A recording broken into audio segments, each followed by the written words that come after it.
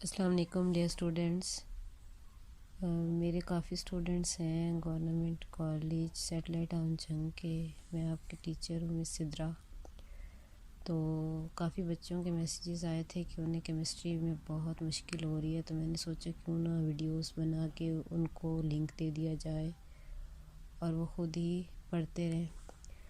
तो second year की chemistry हम शुरू करेंगे चैप्टर नंबर 7, और इसमें चैप्टर 7 का नेम है fundamental principles of organic chemistry. और आज जो टॉपिक्स हम कवर करने वाले हैं उनमें है introduction, some features of organic compounds और सोर्सेज ऑफ ऑर्गेनिक कंपाउंड्स। तो असल में चैप्टर 7 शुरू करने की रीज़न ये है कि ऑर्गेनिक केमिस्ट्री में बहुत सारी ट्रिक्स ऐसी होती हैं जो आप इजीली उनको याद रख सकते हो और प्रैक्टिस से आपको वो आ जाती है। इनऑर्गेनिक केमिस्ट्री की निस्बत वो भी करेंगे और वो भी बहुत अच्छी करेंगे। आपको ट्रिक्स बताऊंगी मैं जिससे आप लोग उसे अच्छे से तैयार कर सकते हैं। तो फर्स्ट ऑफ ऑल हम बात कर लेते हैं, अब कंपाउंड्स की बात आएगी तो हमने क्या कहा, ऑर्गेनिक केमिस्ट्री की बात है। सबसे पहले हम कंपाउंड की बात कर लेते हैं। कंपाउंड कितनी तरह के होते हैं? 2 तरह के होते हैं, ऑर्गेनिक और इसके अलावा कौन से होते हैं? इनऑर्गेनिक। ऑर्गेनिक कंपाउंड्स हमें कहाँ से मिलते हैं? प्लांट्स और एनिमल्स से। जबकि इनऑर्गेनिक कंपाउंड्स जो होते हैं वो हमें नॉन लिविंग सोर्सेज से मिलते हैं। नॉन लिविंग सोर्स कह सकते हैं या फिर मिनरल सोर्स कह सकते हैं, उनको हम कौन से कहते हैं? इनऑर्गेनिक कंपाउंड्स कहते हैं। अब ऑर्गेनिक कंपाउंड्स कैसे कंपाउंड होते हैं हम इस पे बात करते हैं। या ऑर्गेनिक केमिस्ट्री की बात होती है तो सबसे पहले हमें ऑर्गेनिक कंपाउंड्स के बारे में पता होना चाहिए कि ऑर्गेनिक कंपाउंड्स किस तरह के कंपाउंड होते हैं। ऑर्गेनिक कंपाउंड्स जो हमारे पास होते हैं वो होते हैं compounds of carbon and hydrogen. और इन कंपाउंड्स को हम क्या कहते हैं? कार्बन और हाइड्रोजन के कंपाउंड्स को हाइड्रोकार्बन्स। फॉर एग्ज़ाम्पल हम इसमें बात करें तो सबसे सिंपलेस्ट हमारे पास कौन सा है? मीथेन है। जैसे कि आप सबको पता है मीथेन का फार्मूला क्या है? CH4।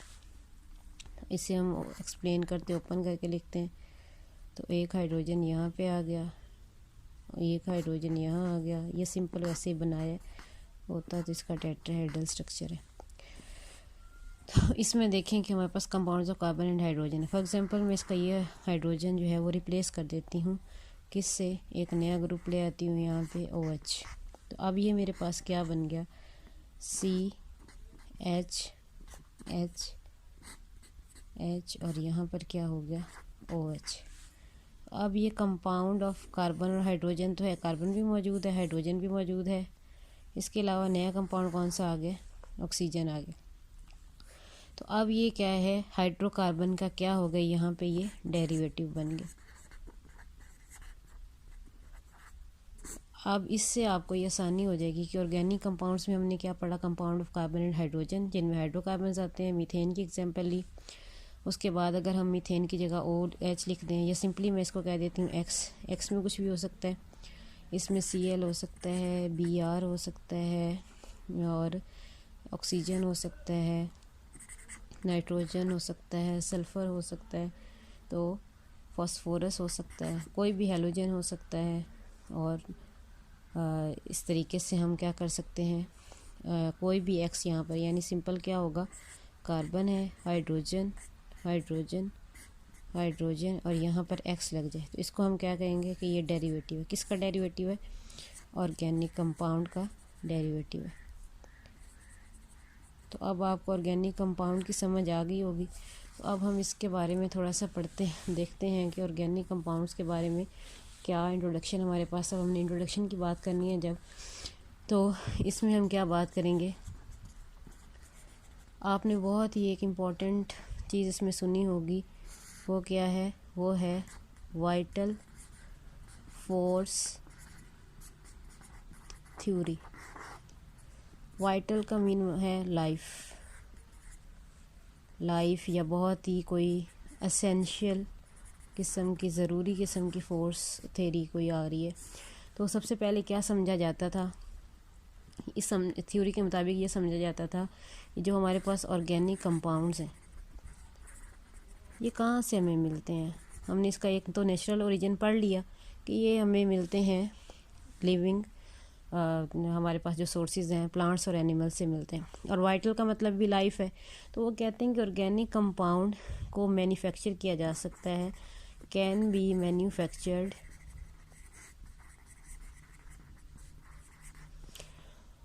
ओनली बाय, और इसके अलावा क्या है, and with in living things, and these compounds can never be synthesized from inorganic materials। यानी inorganic material हमारे पास अगर मौजूद है तो हम इसे कभी भी लैब में सिंथेसाइज नहीं कर सकते। ये हमारे पास क्या है, इसकी वाइटल फोर्स थ्योरी है। अब वो कहते हैं कि इनको सिर्फ़ और सिर्फ या तो लिविंग थिंग्स बना सकती हैं, या वो बनाएंगे, या उनके अंदर ही ये बनेंगे, इसके अलावा कोई सोर्स ऐसा नहीं है। तो ये हमारे पास क्या है, वाइटल फोर्स थ्योरी है। यानी आपको वाइटल से याद रखना है कि ये लाइफ की बात कर रहा है, और लाइफ का मतलब क्या है, कोई लिविंग थिंग ही है जो इसे क्रिएट कर सकती है। आप इसे नॉन लिविंग थिंग से, अब इनऑर्गेनिक मटेरियल का हमने पहले ही पढ़ा था, उसका सोर्स होता ही क्या है, नॉन लिविंग सोर्स होता है उसका। तो यानी ये नॉन लिविंग थिंग से ये नहीं बन सकती। अब इस थ्योरी को गलत किसने करार दिया उसके बारे में पढ़ लेते हैं। सवाल भी आ जाता होता है, वोलर वर्क के बारे में पूछा जा सकता है, वोलर का वर्क क्या है। तो उसकी बात अगर हम करें तो इसमें वोलर अब हमारे पास है कौन, एक साइंटिस्ट है हमारे पास, केमिस्ट है, जर्मन केमिस्ट है। पूरा नाम इसका क्या है, फ्रेडरिक वोलर। अच्छा, अब इसने क्या किया, इसने कर दिया रिजेक्ट। किसको रिजेक्ट किया, वाइटल फोर्स थ्योरी को इसने रिजेक्ट कर दिया। कैसे रिजेक्ट कर दिया इसने, अब इसने रिजेक्ट किया तो इसका मतलब है कि रिजेक्शन की वजह यह है कि इसने कोई ना कोई ऑर्गेनिक कंपाउंड क्या किया है, सिंथेसाइज किया। अगर तो आपको ये पता है ना कि वाइटल फोर्स थ्योरी क्या है, तो आपको फ़ौरन से आइडिया हो जाएगा कि हमारे पास वोलर का वर्क क्या हो सकता है। वोलर ने ऐसा क्या काम किया था कि उसने ये थ्योरी रिजेक्ट कर दी। इसने ऑर्गेनिक कंपाउंड सिंथेसाइज किया, किससे किया, इनऑर्गेनिक कंपाउंड से। अच्छा, अब हम देखते हैं इसने क्या किया। इससे ऑर्गेनिक कंपाउंड जो मिला वो हमारे पास था यूरिया। यूरिया का फार्मूला होता है NH2 टेकन ट्वाइस CO, इसको हम कहते हैं यूरिया। लिया किससे इसने, अब हमें पता ये, अब ये आया किससे, इनऑर्गेनिक सोर्स है। इनऑर्गेनिक सोर्स हमारे पास मौजूद था अमोनियम सायानेट। आपको पता है NH4 पॉजिटिव को हम क्या कहते हैं, अमोनियम, और इसी तरह सायानेट हमारे पास क्या है, CNO, इस पे नेगेटिव चार्ज होगा, तो इस वजह से इसका नाम क्या है, इसका नाम है अमोनियम सायानेट। अब ये क्या है, एक इनऑर्गेनिक, हमें पता है ये एक साल्ट है और ये क्या है, इनऑर्गेनिक कंपाउंड है। तो अब क्या हुआ, कैसे मिला, और यूरिया आपको पता है ये ऑर्गेनिक इन नेचर है। ऑर्गेनिक इन नेचर में आपको हमें पता है अब कैसे ऑर्गेनिक इन नेचर है कि ये इसमें NH2 भी हम ऑर्गेनिक में पढ़ते हैं, अमोनिया के बारे में ऑर्गेनिक में पढ़ा जाता है, और ये मैमल के यूरिन में पाया जाता है। यानी इसका सोर्स क्या है, लिविंग सोर्स है। तो इस वजह से इसने ये नॉन लिविंग से लिविंग कंपाउंड, लिविंग सोर्स वाला कंपाउंड बना दिया। किया क्या इसने जो अमोनियम सायानेट लिया उसमें उसको इसने हीट किया। हीट करने की वजह से क्या हुआ, एक्सीडेंटली ये वर्क हुआ था, ये नहीं है कि उसने ये बना दिया था, कुछ और काम कर रहा था और ये बन गया उसके पास। तो अब हमारे पास यहाँ पर यूरिया मैन्युफैक्चर हो गया। तो इस तरीके से वॉलर जो है उसने इसको रिजेक्ट कर दिया। अब वॉलर की थ्योरी हमने रिजेक्ट कर दिया, और इसके अलावा मैंने आपको ऑर्गेनिक केमिस्ट्री की डेफिनेशन के बारे में भी बता दिया।